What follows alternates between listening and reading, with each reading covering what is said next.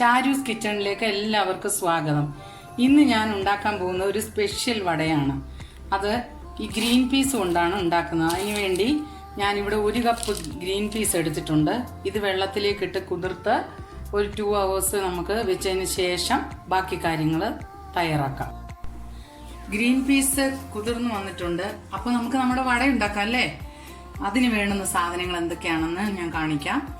ഇത് ചുമന്നുള്ളി കുറച്ചെടുത്തിട്ടുണ്ട്, സവോള എടുത്തിട്ടുണ്ട്, 1 സവോള, ഒരു നല്ല വലിയൊരു പീസ് ഇഞ്ചി, ഒരു വെളുത്തുള്ളിയുടെ അല്ലി, 2-3 വറ്റൽ മുളക്, കറിവേപ്പില, ഉപ്പ്, ഇത്രയും സാധനങ്ങളാണ് ഇതിന് ചേർക്കാൻ വേണ്ടത്. അതുപോലെ ഇതെല്ലാം ഞാനിപ്പോൾ ഒന്ന് ചെറുതായിട്ട് അരിഞ്ഞ് ഈ ഗ്രീൻ പീസ് ഒന്ന് അരച്ചുകൊണ്ട് വരാം.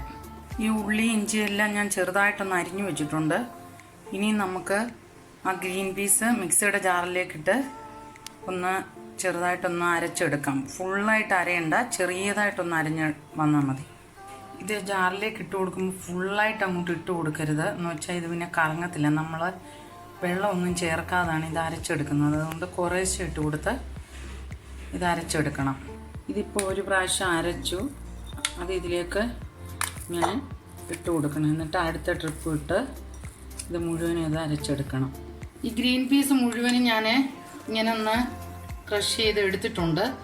ഇനി അരിഞ്ഞു വെച്ചിരിക്കുന്ന ഉള്ളിയും ഇഞ്ചിയെല്ലാം കൂടി ഒന്ന് കറക്കിയെടുക്കാൻ. ആ ഉള്ളി ഇഞ്ചിയെല്ലാം ഞാനൊന്ന് കറക്കി ഇങ്ങനെ എടുത്തത് അരഞ്ഞു പോകരുത്, ജസ്റ്റ് ഒന്ന് കറക്കിയെടുത്താൽ മതി. അതും കൂടെ ഇതിലേക്ക് ഇട്ടിട്ട് ഇതിലേക്കൊരു ശകലം ഉപ്പ്, നമ്മുടെ ആവശ്യത്തിനുള്ള ഉപ്പ് ഇട്ടിങ്ങനെ തൂക്കി കൊടുത്തിട്ട് കൈ കൊണ്ട് ഇത് നന്നായിട്ട് ഇളക്കി എല്ലാം ഒന്ന് മിക്സ് ചെയ്യണം. ഇതെല്ലാം ഇപ്പോൾ മിക്സ് ചെയ്തിട്ടുണ്ട്. അതിനുശേഷം നമ്മൾ ഇങ്ങനെ കയ്യിലേക്ക് ഇത് ആവശ്യത്തിന് നമ്മൾ ചെറിയ ബോളാക്കി എടുത്തിട്ട് നന്നായിട്ട് ഉരുട്ടിയിട്ട് നമ്മുടെ ഉള്ളം കയ്യിലോട്ട് വെച്ച് ഇങ്ങനെ ഇത് മാക്സിമം ഇങ്ങനെ പരത്തി കൊടുക്കണം. ഇതെല്ലാം ഞാൻ പരത്തി ഇപ്പോൾ വെച്ചിട്ടുണ്ട്. ഇനിയിപ്പോൾ നമുക്ക് എണ്ണ എടുത്ത് ചൂടാക്കി അതിലേക്ക് ഇട്ട് വറുത്തെടുക്കാം. ഇതിപ്പോൾ പാനിൽ എണ്ണ എടുത്ത് വെച്ച് ചൂടായിട്ടുണ്ട്. ഇനി ഇതിലേക്ക് പതുക്കെ ഇട്ട് കൊടുക്കണം. അത് അല്ലെങ്കിൽ അത് എല്ലാം അങ്ങ് സ്പ്ലിറ്റായിപ്പോകും. ഇത് ഇങ്ങനെ മൂത്ത് വരുന്നത് നമ്മളിങ്ങനെ തിരിച്ചിട്ട് കൊടുക്കണം.